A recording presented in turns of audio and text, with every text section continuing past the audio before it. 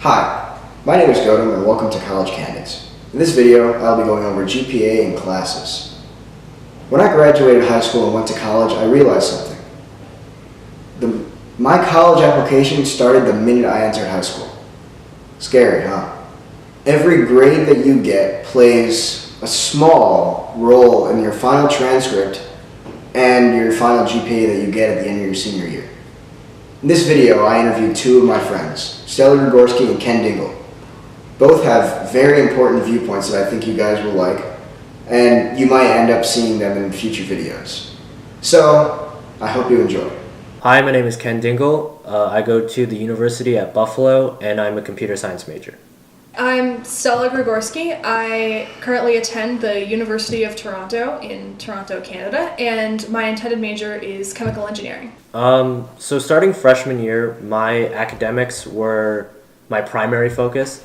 I would study for every test and every quiz, and I did fairly well. I think I came out with a 95% with just freshman year. But after that, sophomore year and onwards, I kind of shifted to where my academics and studying were my first priority to just hanging out with people and just having fun, trying out different clubs and stuff like that. So my stance after that was, instead of putting in 100% effort for academics, I went down to around 70%, and I was still successful in all my classes, but I was able to have a life at the same time.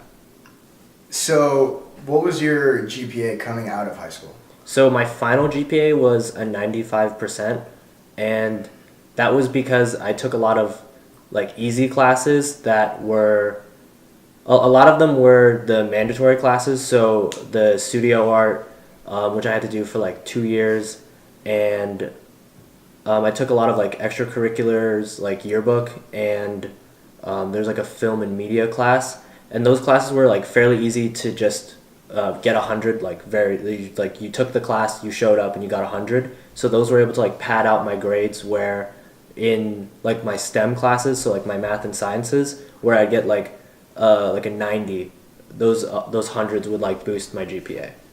Junior and senior year, I went full IB because it seemed like a pretty logical thing to do, because I enjoyed taking the more challenging academic classes, and I didn't really see myself wanting to go off campus because, I loved high school, I loved being in the building, I loved the vibe of being around my friends all the time and getting to really feel like I was having this experience in a school that was more like a community.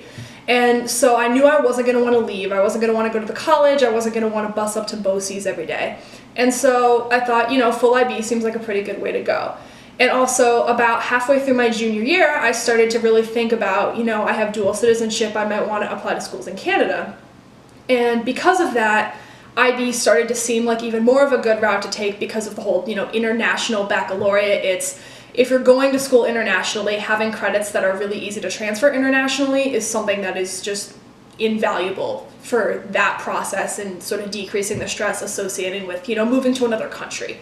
So academically, I knew I wanted to do something probably in science and technology, and so I took SL Physics and HL Chem, and I took SL Math followed by BC Calculus because I really didn't want to take HL Math, and none of the schools I was looking for really required it.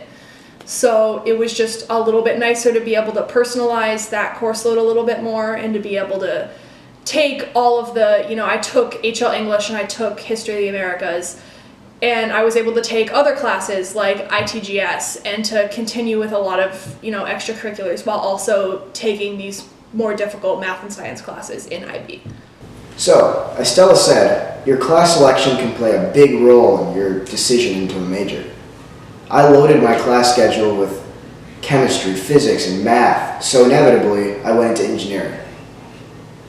So in my college application process, for me specifically, my top 3 schools were all in Canada. And so applying there sort of made what mattered for my application a little bit different than most people, because I applied as an international baccalaureate student, and so they really only cared about my predicted grades. When I was applying to schools in Canada, I never had to submit one transcript.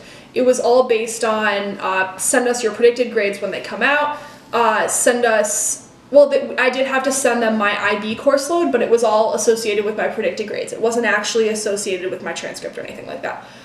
For applying to American schools, though, I did have a pretty high GPA. I was in the high 90s, and so I was able to apply anywhere within the states that I wanted given my GPA. So, I'm figuring most people are going to be applying to schools in the United States, probably a lot of schools in New York in general, and pretty much if you can keep your grades in sort of a high 80s, 90s range, you're going to be fine for most places that you're applying in the United States, was my experience. You can get away in high school by not putting in full effort. You can put in, as long as you're putting in like above average effort and you're paying attention in class like most of the time, you can still have like a life outside of high school without having to grind like 24/7 for 4 years straight. There's a lesson in all of this. Contrary to what I said in the beginning, it is absolutely okay if you have a bad test or a quiz or even a bad marking period. It's just extremely important that you know that for the next marking period, you work twice as hard to make up for it. You guys have the ability to do well in school. It's up to you to make it happen.